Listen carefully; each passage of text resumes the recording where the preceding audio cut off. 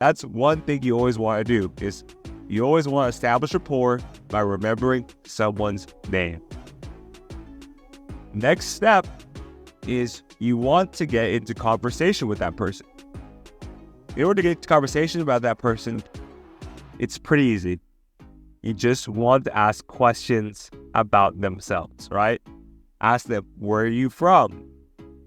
What type of work do you do?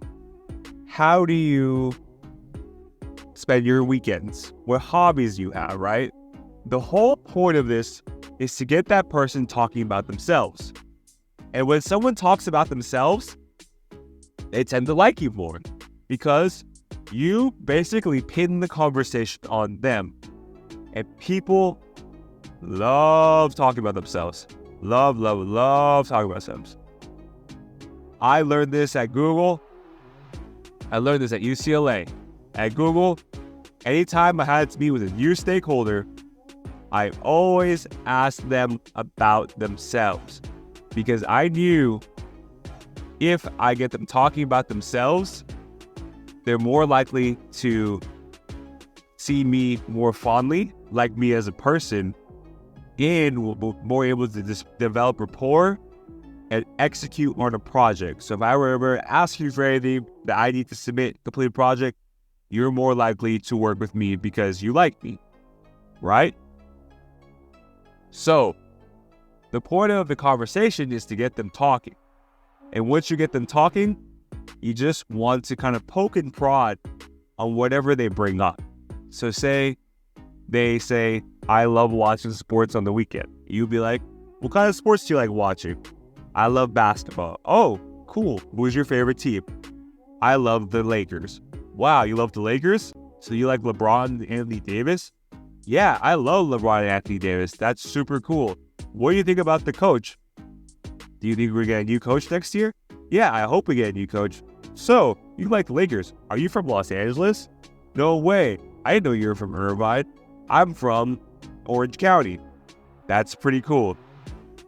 So, the whole point of asking questions is to learn more about the person. And then when you find out more about the person, start thinking about things that kind of relate or may may relate to whatever they're talking about, right? So same thing, say like, what's your favorite food? You like sushi? No way. I love sushi. Have you ever been to Benihana? Yeah, I love Benihana. My favorite meal at Benihana is chicken teriyaki. No way, chicken teriyaki? That's amazing, right? It's just extremely simple, right?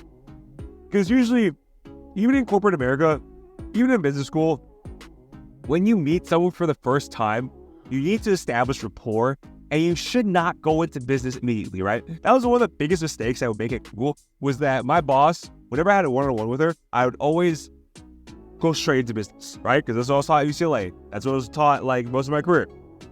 Go straight into business. Worst mistake ever. Establish rapport before you start the meeting, before you start an interaction. Ask them about themselves.